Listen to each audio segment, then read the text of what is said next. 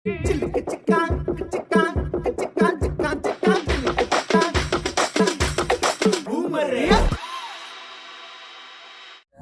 வயசுக்குள்ள இல்ல அது வந்து சொல்லி இது முக்கியமா வந்து சொல்லிடுறேன் நான். ஓகே. அது வந்து ஜிபிஎஸ் பாயிண்ட் இருக்கு.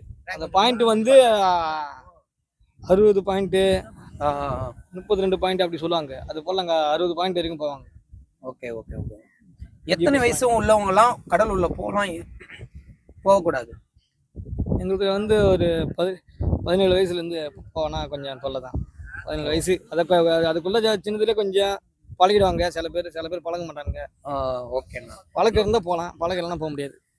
சரிண்ணா. ஏன்னா ஜெயக்குமார் அண்ணா வந்து நிறைய பேர் உதவி பண்ணியிருக்காங்க மீனவர்களுக்கோசம் அப்படின்னு நாங்களும் பார்த்துருக்கோம். அம்மா இருக்கும்போது பண்ணாருப்பா. சரிண்ணா. அம்மா இருக்கும்போது நல்லா தான் பண்ணாரு. இப்போ வந்து எதுவுமே எங்களுக்கு வந்து எதுவுமே செய்யலை. எதுவும் இது வரைக்கும் யாரும் செய்யலையா? யாரும் செய்யலன்னு சொல்ல முடியாது. அவரு நல்லா தான் செஞ்சாரு ஆரம்பத்தில். அம்மா இருக்கும்போது செஞ்சாங்க. இப்போ யாரும் செய்யறது இல்லைப்பா. இப்போ செய்யணும்னா என்ன எதிர்பார்க்குறீங்க மக்களை?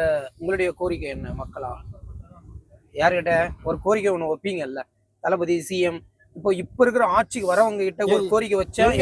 எங்க ஜாதி அடிப்படையில் வந்து ஜெயக்குமார் கிட்ட தான் போவாங்க ஆரம்பத்துல, அம்மா ஆட்சி இருக்கும்போது. இப்போ வந்து நாங்க யார்கிட்ட போறது?